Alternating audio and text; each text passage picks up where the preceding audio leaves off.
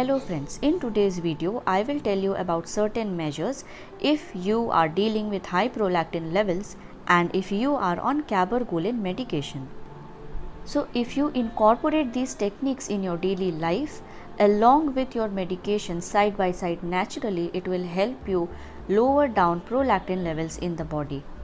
Like we have seen in the case of a diabetic person, if the person is taking insulin or diabetes medicine, I advise them to keep healthy lifestyle, to exercise daily so that it can double the benefits of the medicine, and then there will be a time you won't need the medications at all.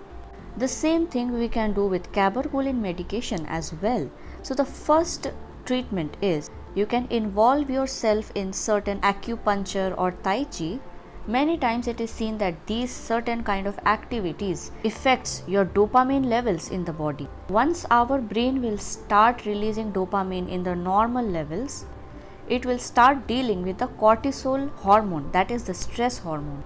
As well, it will have a control on the prolactin hormone.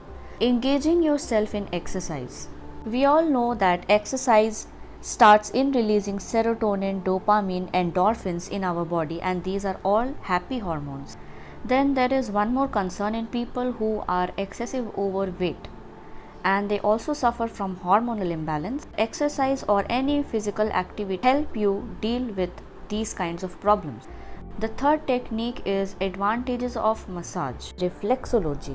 Now this technique is based on the ancient Chinese medicine principles where they make use of the mind and body approach in a designed way to release out the physical and mental tension. Music. We all are very much aware that anything that you like if you like to listen to music, or if you have any other hobby like for example gardening, listening to music or playing any instrument, reading a good book, or if you like dancing, you can just regularize any of the hobbies or activities that you personally like. Just try to keep yourself busy in these good activities. Now let's talk about balance. Balance related, there are a lot of exercises which you can include in your daily practice.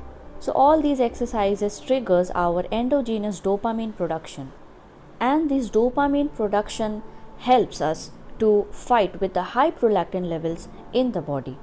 Now let's move on to another factor like anything that disturbs your cognitive functioning and your happy hormone levels in the body, like for example alcohol or tobacco, or if you're taking stress unnecessary of anything going on in your life. So all of these factors you have to completely get rid of. You have to stay very disciplined when it comes to your diet. There are a lot of literature that supports that a good diet has positive effect on our hormone balance, and we all know today's lifestyle, our access to fast food has just become so easy. If you go to any mall or if you go to any supermarket, everywhere you will find these attractive food packets like chips, cakes, or any other kind of fast foods. If you go to a mall, you would see wonderful outlets.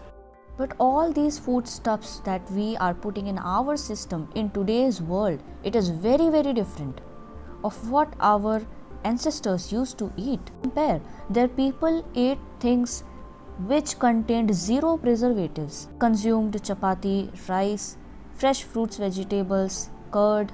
Although we also eat these things today, but these extra processed foods that we have added along with this healthy diet, this is something which was not there years ago.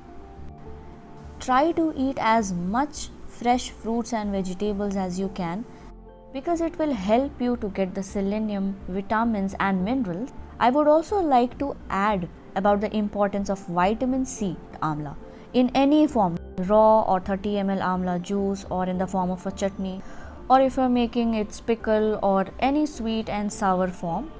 In any form, you must consume amla, and the best way is that if you can eat it directly in the raw form, because it's going to help your body protect itself from the free radical damage.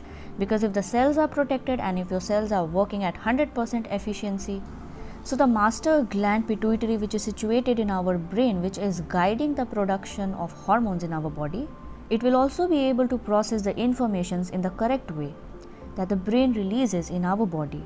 So it is very important for the cells to be healthy, only then the body can function in the right manner. Other than amla, you can also include fresh fruits and vegetables in your diet. Next we come to the topic of organic foods.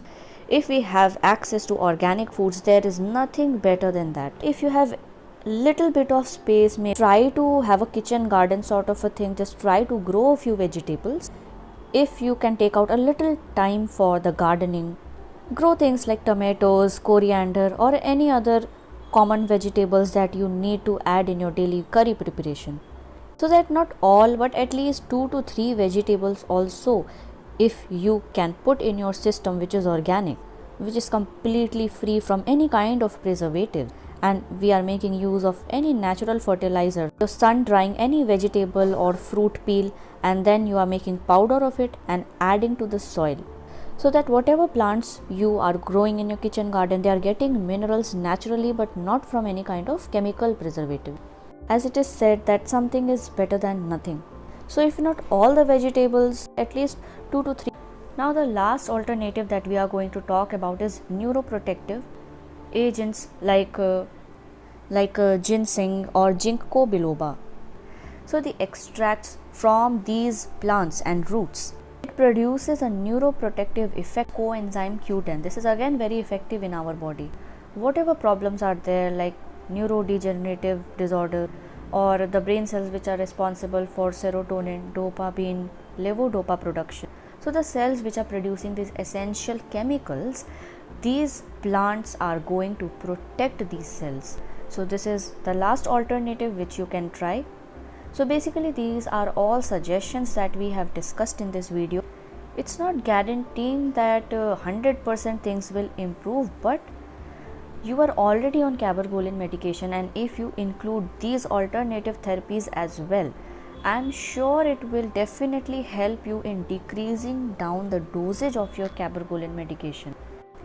So just try from all of these alternatives that we discussed in this video, whatever is possible and whatever you find easy for you. And in my upcoming videos, I'll be discussing other various ways and means where we will try to decrease prolactin naturally.